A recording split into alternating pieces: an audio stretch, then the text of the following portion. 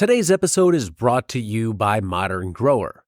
Modern Grower is your source for time and labor-saving farm tools, such as the Paper Pot Transplanter, Quick Click Seeder, and the Jang Direct Seeder.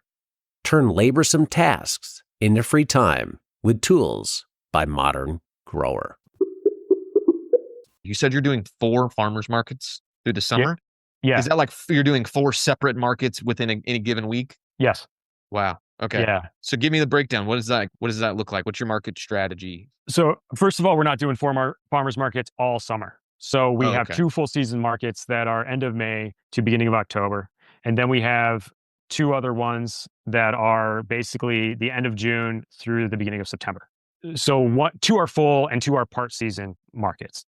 We're a vacation area, and so we hit the vacationers. I was actually just at one of our market meetings before the season starting. Season starts 3rd week of May, and she was doing all the numbers and showing us that 60% of the consumers that come to the market are one-time consumers. They come once in the season, they're never there again. We're a big vacation area. So 40% though are return customers. So the best way to hit a market is look at it and say, okay, go to the market manager and say, how many are visitors, vacationers, and how many are going to be return vendors? It's going to give you an idea of what you should maybe sell and what maybe not to sell. And that's where the seasonings really work well, because for us, return vendors or return customers, they're going to buy a seasoning once a year and they're going to be done.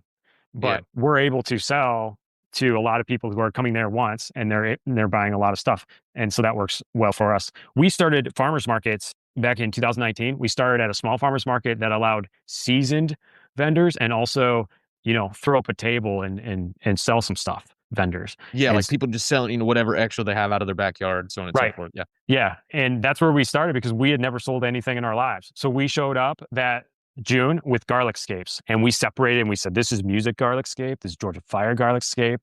And we told them the different flavor profiles of the different garlics, and we were handing out garlic scapes to everybody. And that market, I remember that first market cost us $20 and we sold $40 of garlic scapes. But we had never sold anything in our lives. Yeah. We didn't know how to sell. We didn't have any product at that time, literally garlic scapes at that point in time. But we just were like, we're going to start. I know this sounds weird, and I know there were vendors there going, what are these guys doing? But we started and then we just built from there. So now what we do is we look at markets where there's a need. For instance, I only sell microgreens at one market because the other 3 markets have at least 2 microgreen vendors at every single one of those markets. And if I dive into there with microgreens, I'm not going to do as well. And also I don't need to take from them because I see at the end of the day, they usually still have some microgreens left over. So why should I jump in? Just in my opinion, at that point, why should I jump in? Let them go ahead and have the microgreen market. I chose another market because there was no microgreen vendor there at all. And that's where I bring all my microgreens and I sell out every week and I do very, very well there, but I don't sell them at any other market. We also choose markets that have less seasoning vendors. Some of them have some of them don't. But we try to focus on the ones that are in need of a seasoning vendor. So we're always looking at what's missing from that market and maybe how can we fulfill that need. Yeah, so it's less of a this is the farm that we are, and we're picking a market, and we're just going to sort of sell our farm.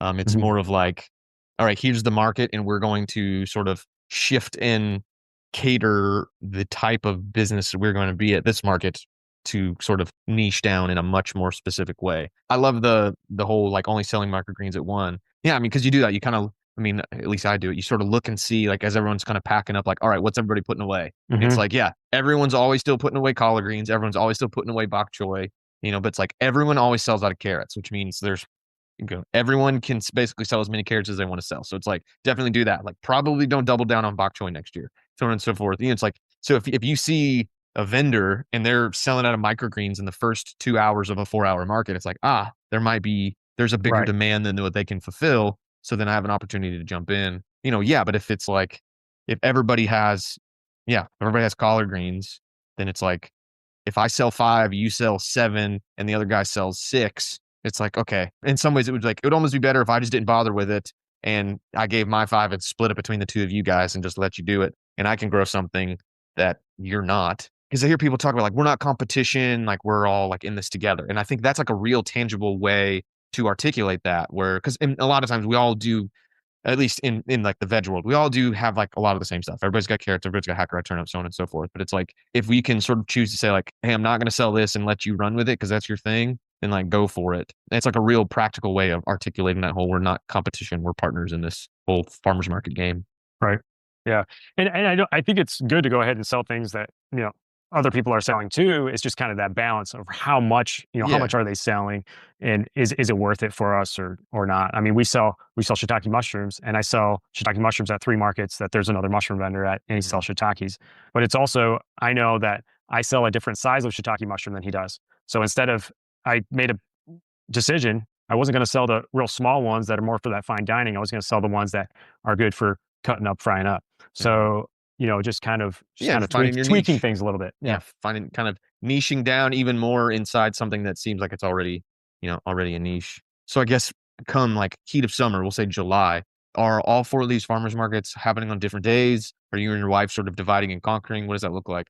Yeah. So on Wednesday, we have one market on Wednesday. Come July is actually end of June is when that market starts. So the Wednesday market, we have a Thursday market that's all season. And then my wife and I divide and conquer on Friday for 2 markets. So we actually don't do Saturday markets. Wow. Yeah. So Saturday is our day that we rest, and it's our family day. So A farmer who has Saturdays off. Right. That's amazing. That's crazy. I know.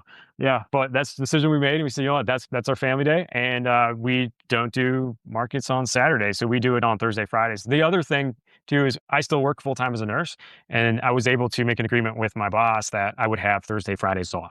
So I don't go on every Wednesday. My wife will go ahead and go on the other days. My dad's retired now, so he'll pick up a Wednesday here and there and sell.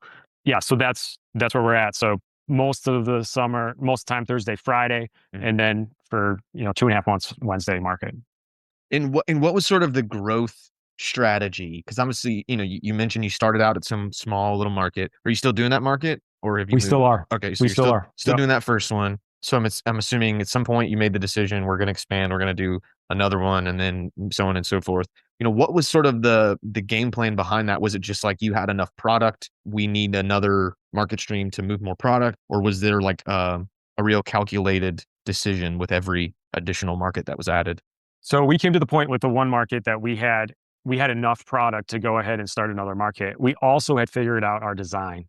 So we had changed our logo and had a better design. We had really focused on using Canva to develop our labels for our seasonings, and really fine-tuned what labels we were using, and really developed a nice gift box, developed just new bags that really looked nice. We started stamping bags. We started trying to develop a really nice, homey product. And once we had figured out the design, and then we had not only figured out the design, but now had the product, that's when we said, okay, now is the time that we're going to go to this next market. The next market that we went to was more of a wealthier community, and they accepted vendors that looked like they, were providing a very nice product. And so we didn't want to go into that. We knew it would be our best market, and it is, but we didn't want to go into that market going, our labels aren't that great. Oh, we don't have the best tablecloths. We're not stacking it high and letting it fly. I mean, we wanted to make sure that we had figured things out to an extent before we went to that market. And so that's when we increased. So we increased to that market for a year, and then we said, okay, we can do a third market. The next year we went ahead and did a third market. And just last year we increased into a fourth market. So, okay, let's just hit that fourth market and see how that goes. And the reason we're going to more of these markets too is just trying to expand our name, expand our product. Will we always be at 4 markets? I don't know. Will we maybe increase to more? I don't know at this point. It just kind of depends on how our kitchen goes and if we're able to sell some of those seasonings online. Because I would really in the future love to be able to sell some of those seasonings online, and then focus more on some veggies. I would love to experiment with some leafy greens, some more microgreens. I feel like such a passion when I cut fresh microgreens, because I actually bring all my trays to the market and I cut them fresh for people. Yeah, and that's awesome. I love that feeling of cutting them fresh and them just their faces beaming that they're getting these super fresh greens. So I would like to, be able to do more of that. But anyways, that's the future. But so that's kind of where we're at. And we don't know what's going to go from here, but that's how we increase our markets, and that's kind of our plan, or how we decide to do it. Hey there, tired of spending forever seeding nursery trays by hand? Meet the Quick Click Drop Seeder. It makes seeding trays super fast. Just a click and you're done. You can seed multiple trays in no time, making your nursery work way easier. Plus, it works with paper pot trays, microgreens, and any other tray that you have. Say goodbye to tedious seeding and hello to more time on the farm. Join hundreds of other farmers and try the Quick Click Seeder today. Available at shop.moderngrower.co or using the link below.